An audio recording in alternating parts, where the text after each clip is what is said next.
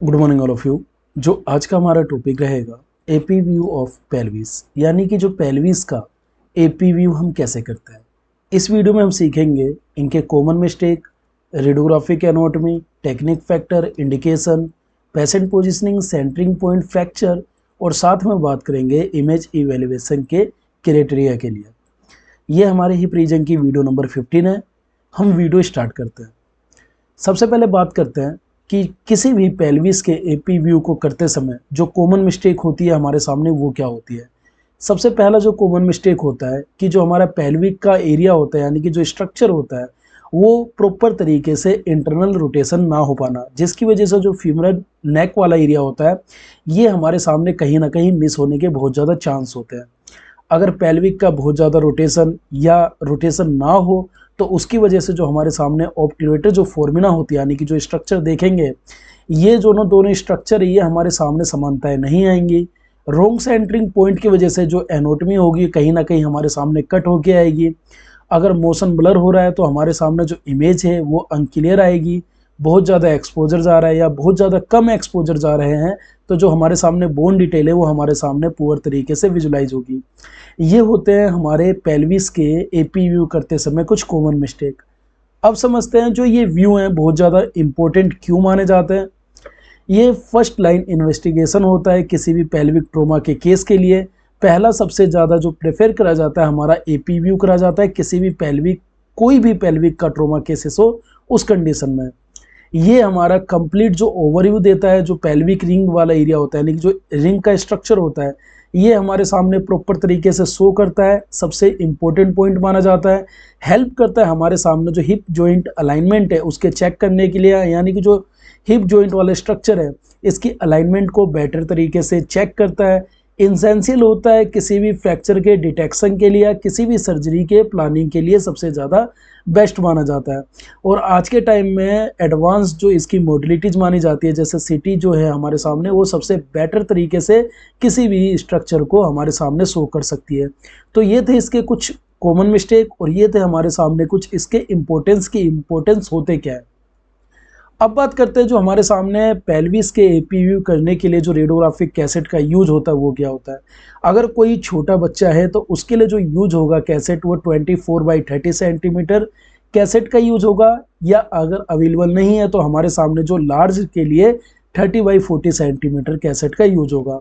और यहाँ पे हम इससे भी बड़ी कैसेट का यूज कर सकते हैं जिसका जो साइज होगा वो 35 सेंटीमीटर बाई 43 सेंटीमीटर कैसेट का यूज होगा।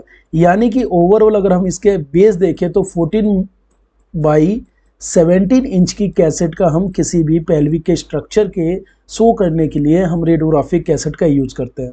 दो कंडीशन में करते हैं, एक बक्की के अंदर कर सकते हैं और टेबल टॉप के ऊपर कर सकते हैं।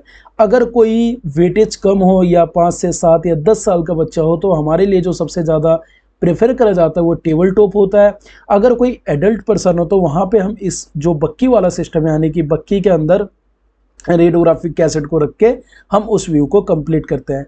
एफएफडी एरिया 100 सेंटीमीटर तक सबसे बेस्ट माना जाता है, यानी कि ओवरऑल अगर इसे हम इंच में कन्वर्ट करते हैं तो नियर बाई 40 इंच तक इसकी वैल्यू आती है। केवीपी की बात करें 65 से 100 एक एवरेज मानी जाती है। मिली एम्पेयर सेकेंड की बात करें तो 50 से हमारा 50 तक इसका एक बेस होता है कि हम 15 से 50 के बीच में किसी भी व्यू को रख सकते हैं। यहाँ पे केवीपी हमें इंक्रीज करके देना पड़ता है। अक्सर इसमें केवीपी जो देखे जाते हैं 80 भी दे सकते हैं, 90 तक भी दिए जाते हैं और कभी कभी 100 तक भी दिए जाते हैं, जिसके बेस पे जो मिली एम्पेयर सेकेंड होगा वो 40, 50, 30 के बेस पे करके हम क्लियर करते हैं। ये सब जो केवीपी और जो मिली एम्पेयर सेकेंड होगा ये डिपेंड करेगा हमारे पेशेंट का साइज क्या है, पेशेंट थिक है, पेशेंट थिन है, और जो हमारा एफएफडी का एरिया है वो हम कितने बेस पे एंगल रख रहे हैं। हो सकता है कि हमारे सामने जो 40 इंच का एंगल हो इसे थोड़ा सा कम कर दे, जिसके बेस पे हमारे सामने जो व्यू है और भी ज़्यादा क्लियर हो सके। एक ये स्ट्रक्चर है हमारे सामने पेल्विस के एपी व्यू का, जो हमने यहाँ पे शो करके दिखाया।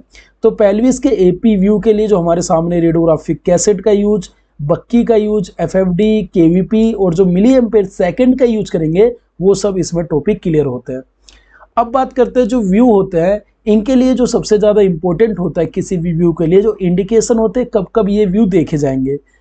ओवरऑल जो पेल्विक ट्रोमा केसेस में, जैसे कोई भी आरटीए का केस हो या किसी भी कंडीशन में पेशेंट अगर गिर गया है, फॉल कंडीशन में इस व्यू को देखते हैं। तो हमारे सामने जो आप देखेंगे, ये हमारे सामने पूरा ओवरऑल पेल्विक का व्यू है, और यहाँ पे जो सेकंड इमेज में देखेंगे ये हमारे सामने कंप्लीट एक्सरे है। तो यहाँ पे 3D मॉड्यूल में और यहाँ पे कंप्लीट एक्सरे को शो करके दिखाया गया है। तो किसी भी पेल्विक ट्रोमा यानी कि जो पेल्विक का स्ट्रक्चर है, यहाँ पे किसी भी टाइप की इंजरी हो रखी हो, जब इसे देखेंगे, हो सकता है ये आरटीए के केस में है, हो सकता है ये फॉल या गिरने के कंडीशन में हो। सस्पेक्टेड हो जो फ्रैक्चर हो पेल्विस के स्ट्रक्चर का, यानी जो पेल्विस वाला स्ट्रक्चर है पूरा, इसमें किसी भी टाइप का फ्रैक्चर हो, एसिटाबुलम वाला फ्रैक्चर हो, यानी कि जो एसिटाबुलम का एरिया है यहाँ पे किसी भी टाइप का फ्रैक्चर हो, या जो फ्यूमरल नेक वाला फ्रैक्चर है, यानी कि जो नेक के पास किसी भी टाइप का फ्रैक्चर को शो करने के लिए इस व्यू को हम करते हैं। बहुत ज़्यादा हिप पेन हो रहा हो सकता है, ये क्रोनिक भी हो सकता है और एक्यूट भी हो सकता है, या ऑर्थराइटिस को चेक करने के लिए इस व्यू को हम कंप्लीट करते हैं। कंजेनिटल जो एबनॉर्मलिटीज होती है, यानी कि जो बाय बर्थ भी हो सकती है, जो बोन का जो हमारा साइज या शेप होता है उसके चेंजेस होते हैं, उसे भी चेक करने के लिए इस व्यू को करते हैं। पोस्ट ऑपरेटिव असेसमेंट के लिए कभी भी सर्जरी से पहले हम एक व्यू कंप्लीट करते हैं। जब सर्जरी कंप्लीट हो जाती है तो उसके बाद हम एक व्यू और करके चेक करते हैं कि जो सर्जरी हुई है वो सही से स्टेबल हुई है या नहीं हुई, इसके बेस पे हम देखते हैं। तो ये हमारे सामने थी इसकी कुछ इंडिकेशन, कि जो हम इंडिकेशन देखते हैं वो हमारे सामने इंडिकेशन क्या क्या होती है। अब बात करते हैं पेल्विस के एपी व्यू के लिए जो पेशेंट की पोजीशनिंग होती है वो क्या होनी चाहिए। First of all, X ray table के ऊपर पेशेंट को हमें सुपाइन पोजीशन में लेटाना होता है, यानी कि अगर ये एक्सरे टेबल है, पेशेंट यहाँ पे सुपाइन पोजीशन में लेटेंगे। जिनका फेस होगा ये एक्सरे ट्यूब की साइड होगा, और जो बैकवर्ड होगा ये हमारे रेडियोग्राफिक जो टेबल है उसके कॉन्टेक्ट में होगा। जो मीडियम सैजिटल प्लेन है, यानी कि जो MSP जिसे हम कहते हैं, ये हमारे जो टेबल टॉप है उसके मिड लाइन के अकॉर्डिंग अलाइन रहेगी।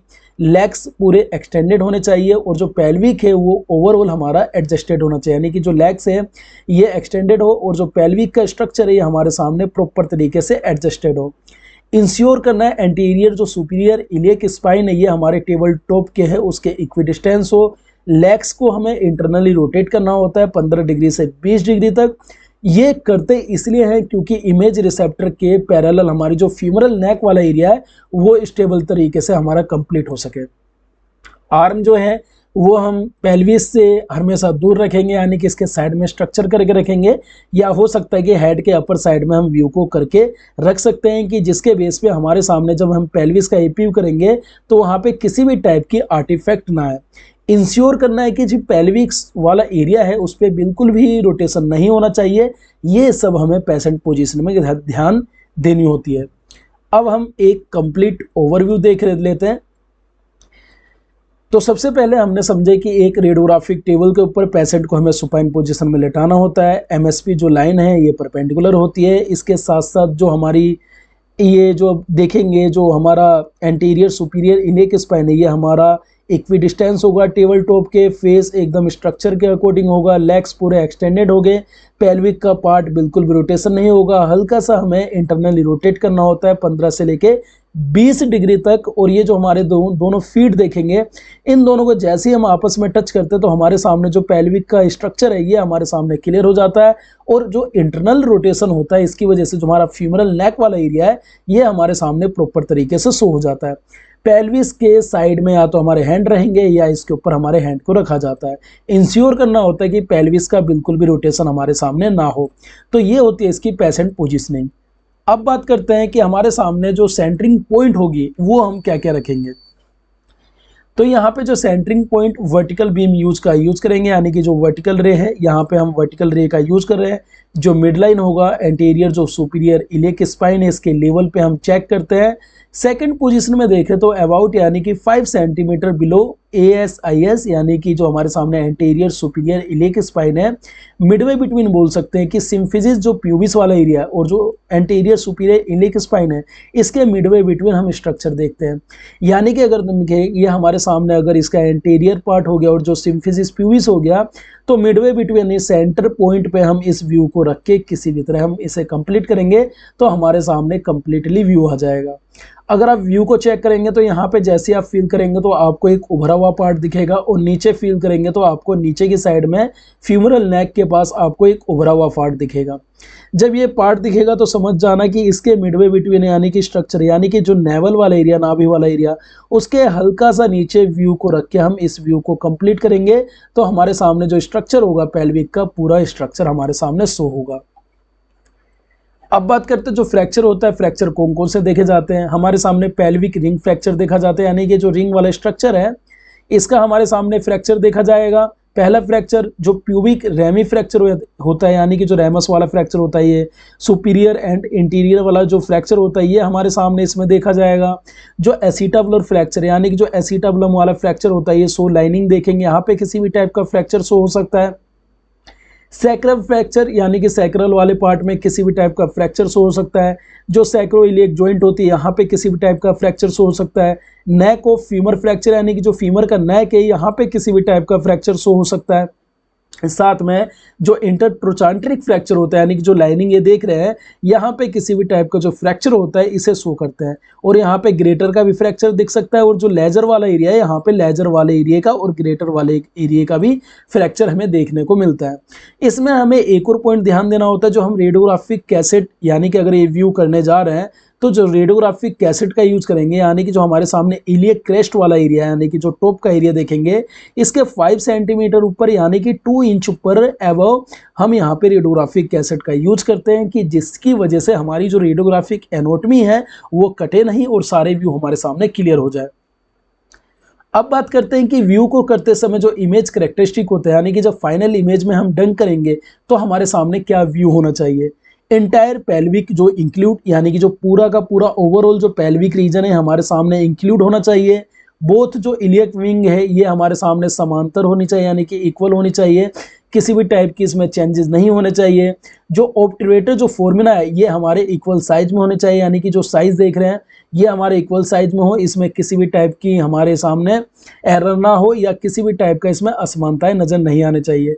सैक्रम जो हमारा एरिया है, सैक्रम वाला पार्ट ये हमारे सामने अलाइन होना चाहिए, और जो प्यूबिक सिम्फिसिस है ये हमारे सामने इसके साथ साथ में यानी कि जो सेंटर देखेंगे सैक्रम का और ये हमारे एक अलाइन में होना चाहिए, इसे हम चेक करते हैं। फ्यूमरल जो नेक वाला एरिया यानी कि फ्यूमरल नेक का एरिया ये हमारे सामने क्लियर होना चाहिए, किसी भी टाइप का फ्रैक्चर शो हो तो यहीं पे हमें दिख सके। लास्ट में जो हमारे सामने ग्रेटर एंड लेजर जो हमारे सामने ट्रोचांटर एरिया है ये हमारे सामने प्रॉपर तरीके से विजुअल होना चाहिए, यानी कि ग्रेटर वाला और जो लेजर वाला एरिया है ये हमारे सामने प्रॉपर तरीके से क्लियर होना चाहिए। तो ये हमारे पेल्विस की एपी व्यू थे। आई होप ये वीडियो आपको समझ आई होगी, और यहाँ पे हमारी 15 वीडियो में जो पेल्विक के 15 व्यू थे डिटेल में हमने इस वीडियो में फिनिश कर चुके हैं, जिसमें हमने एसआई जॉइंट को समझाया, सिम्फिसिस प्यूबिस को समझाया, जुडेट व्यू समझाया, रिवर्स जुडेट व्यू समझाया, oblique view, hip joint, hip का लैटरल व्यू, पेल्विस का एपी व्यू, पेल्विस का लैटरल व्यू, डिटेल में हमारे सामने इसमें 15 वीडियो अपलोड हो चुकी है। आप जाके सीरीज को वॉच कर सकते हैं। जो अगली सीरीज हम लाएंगे वो हम लाएंगे स्कल के बेस पे, स्कल के जितने भी व्यू हैं उसे डिटेल में हम एक्सप्लेन करेंगे, जिससे कि आपको एग्जामिनेशन में बहुत ज़्यादा हेल्प मिल सके। आई होप ये वीडियो अच्छी लगी हो। मिलते हैं नेक्स्ट वीडियो में। Thank you.